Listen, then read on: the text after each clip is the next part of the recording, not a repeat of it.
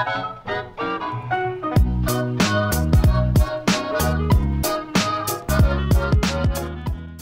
YouTube, my name's Nero, and today we use some Call of Duty Advanced Warfare, playing a bit of Domination, running around with the ASM-1 Speakeasy, and I told you guys, I warned you a few days ago that a lot of my gameplays in the near future are going to be with this weapon, because it's very good, it's very fun, I love it, it's just one of my favorite guns, man. It's probably my favorite gun in Advanced Warfare at the moment, which kind of switches around. At first it was HVR-A3, now it's ASM-1 Speakeasy.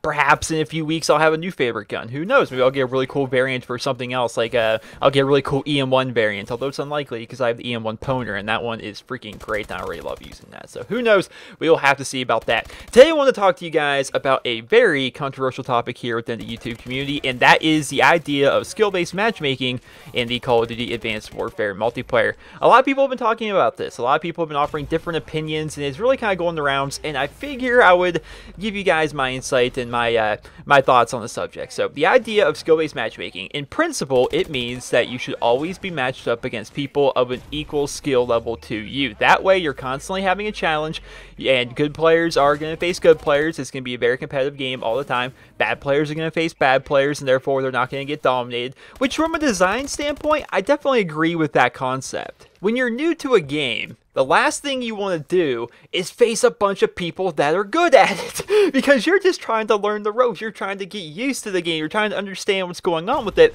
And then you got these people that have been playing forever that are just so ready to dominate you. That's one of the things that keeps me from playing some of the Dota style games like Dota 2 or League of Legends or anything like that. I just don't want to play it because so many people have been playing it for so many years now. I'm just going to get thrown in there and I'm going to get demolished, and it's not going to be any fun. I actually tried out League of Legends.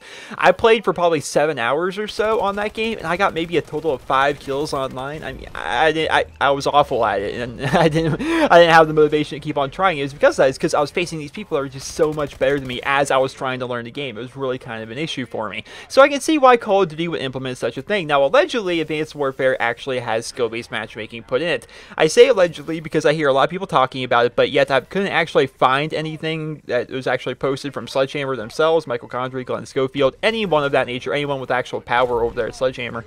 I couldn't find anything of them actually saying anything about skill-based matchmaking. Now, I could be wrong. Maybe I was just looking in the wrong place. Maybe I just skimmed over it and didn't realize it or something. But if you guys let me know if there's actual proof out there, don't just say, yeah, there's skill-based matchmaking. Actually, give me a link. You know, let me know where the statement came from. We can actually determine whether or not there's skill-based matchmaking in the game. Now, the reason skill-based matchmaking is somewhat controversial, you would think it would be actually just a good system. You're going to face people that are the same skill level as you most of the time when you're playing Call of Duty, and that should really work out pretty well for everybody. A lot of people don't like the system because a lot of people don't like to be challenged when they're playing Call of Duty, and it's kind of understandable to a degree. So I'm a YouTuber, right?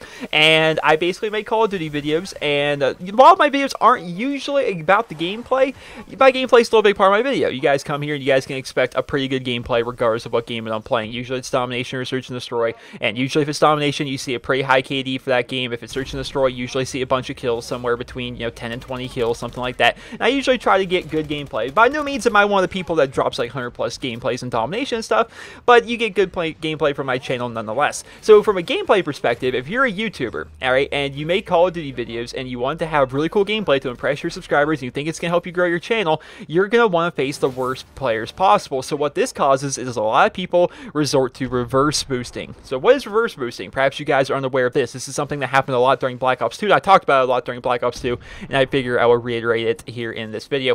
So reverse boosting in Call of Duty is when you intentionally trash your stats. So basically, you go into a game of domination, and you just blow yourself up just over and over and over and over and over and over and over and over again until you have like 200 deaths or so. You're basically trying to trash your KD, you're trying to trash your win-loss, and you're trying to trash your score per minute.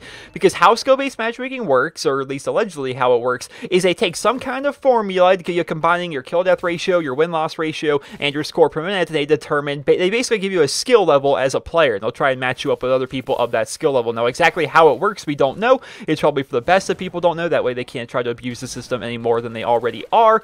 But yeah, that's how skill-based matchmaking has generally worked. You basically take your KD, your win-loss score per minute, or any combination of the three, and you're going to face other people with pretty similar stats to you. And that's how it always has ended up working. So what we have, after we know all this, is people basically trashing all their stats on purpose. Good players, mind you, very good players, trashing their stats on purpose so that they can go ahead and base bad players when they search up in the multiplayer. They go into a game of domination, they face nothing but non-prestiges, people that have no thumbs, people that never played the game before, you know the idea. Then they basically just drop these like crazy 100+ skill gameplays. Then they'll go trash their stats for a little bit and make it so their skill level goes down a little bit more so they can go back into another match and do the exact same thing all over again.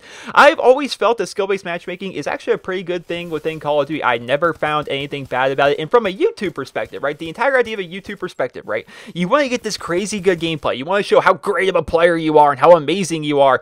Does it really defeat the point of the exercise if you are intentionally making it so you're facing bad people? How good of a player are you really if you have to trash your stats to be able to face horrible players so that you can get good gameplays? Why not just face anyone the game throws at you that are of an equal skill level to you and trash on those people? Why don't you go ahead and try doing that? That really doesn't seem to defeat the whole point of the exercise. Like, oh, look how great of a player I am. I'm trashing on noobs. It's like, that doesn't make any sense. It doesn't make you great. It doesn't make you an awesome player or anything. What's cool about my gameplay, what I've always liked about my gameplay, what I'm always kind of proud of it, is I face whoever the game throws at me. I don't intentionally trash my stats. In fact, I try to have the best stats I possibly can. You know, I definitely try that every time. Like, you guys have seen me. If you're a long-time subscriber to my channel, you saw me during Call of Duty Black Ops 2. I had like a 2 KD and like a 6 win-loss. You saw me during Modern Warfare 3. When I hit 10th Prestige in Modern Warfare 3, my win-loss ratio was a 17.0, and I had roughly a 2 KD. I think it was just under. Because trying to have that high win-loss, you're going to die a little bit more because I'm constantly diving on them flags. I was really trying to have the highest win-loss possible. So I had like a 1.9 KD, something like that in Modern Warfare 3. Call of Duty Ghost, I don't even remember what my stats were, but I still tried to always have the best stats I possibly could, right? I always tried to have the best possible stats when I'm playing, because that's how I have fun. You guys know I'm a stats nerd. I like to track my stats and see all that kind of stuff and see how I'm progressing, and I try to have a high KD and try to have a high win-loss. That's why I made all those videos earlier on in Advanced Warfare's life cycle saying, man, I wish the combat records weren't broken. Why is there domination and search and destroy, my 2 most played game modes, have to have a win-loss ratio glitch? So now, even though I've barely lost any of the games I've played in Advanced Warfare so far, I have like a 0.4 win-loss ratio. You know, I hate that about it. But I don't ever try to reverse boost because I take on whoever the game wants to throw at me. That's the whole point of it, right? Like, it's almost like an honor system here on YouTube. Like, you're not that good. I mean, obviously you're a good player, right? If you're someone that gets like a crazy 100+ skill gameplays, you're getting DNA bombs, things of that nature, you're obviously a good player, you know what you're doing. But the fact that you're intentionally making it so you're doing it against horrible players, doesn't that seem to kind of really defeat the point of the exercise? That really seems to defeat it. So, I don't know, man. I always thought skill-based matchmaking was actually a good thing. I've always welcomed competition in Call of Duty. A lot of people are always asking me, Nero, why don't you play Call of Duty competitively? Why don't you get into esports? And why don't you get into game battles and things of that nature? And the reason I've never really got into it, the last time I was really into like game battles and competitive Call of Duty and stuff like that, was probably during World at War. And the only reason I was really into that was because they had a game mode called Bullets Only, where you could only use bolt-action sniper rifles with no attachments, and I thought that was really, really fun to do, because I was a big fan of the snipers in that game. So I would do that a lot, but I never really got into game battles or any kind of competitive Call of Duty after that, because they always changed around the rules in competitive Call of Duty. So basically, I'm exaggerating here, you guys understand this, but you can basically play on 3 maps, and there's only 2 viable guns that people are allowed to use, and you're not allowed to use kill streaks, or maybe you are now, I don't know, but basically you cut out most of the kill streaks, you cut out most of the maps, you cut out most of the guns, you cut out most of the game modes, and then you cut down the player count even, because most games are 6-on-6, you cut that down to 4-on-4, or even less than that. To me, that's not even Call of Duty at that point. That's some kind of crazy hybrid, like, goofy thing. People are like, oh, it's more competitive, like, but for me, like, I think it'd be a lot more interesting. I'd actually probably pay attention to this kind of stuff if in competitive Call of Duty we were facing, it was 6-on-6, like the Octet team versus the MB team or whatever, 6-on-6, to use like comparisons for Advanced Warfare, 6-on-6 domination on retreat with everything allowed. I would like to see that, because that's the exact same game that we're playing. You think of games like League of Legends, like I said earlier, which is a way too high of a skill gap for me, and I'm not good at it. League of Legends, like competitive League of Legends, competitive Dota, competitive anything, is basically the exact same game that everybody else plays, but other people that are really good at it play at a competitive level against other competitive competitive people. They're still playing the exact same game out of the box, and I always thought that was something really cool that they did. I think that's the reason why League of Legends is so ridiculously popular as compared to the Call of Duty esports, which is popular, but not nearly as popular as League of Legends. But that is the end of the gameplay, ladies and gentlemen. Kind of went on a little esports rant there at the end, even though it wasn't really a rant. I'm just saying that's why I never really got into competitive Call of Duty. But that is my opinion on skill-based matchmaking. It's a good thing. What's wrong with skill-based matchmaking? Of course, you just want to go and shit on bad players all day, every day, but really, you're not improving if you do that, and you should be facing people of an equal skill level to you. It's the most fair to everybody, and for people that reverse boost, tisk tisk, that is just, it's pitiful, to be perfectly honest. It's definitely pitiful. So that's my opinion on skill-based matchmaking. A lot of people want to know about that, and I figured I'd make a video kind of letting you guys all know my opinion on it. So I hope you guys all enjoyed this video, and if you did, please be sure to leave a rating. Hope you guys all have a wonderful day.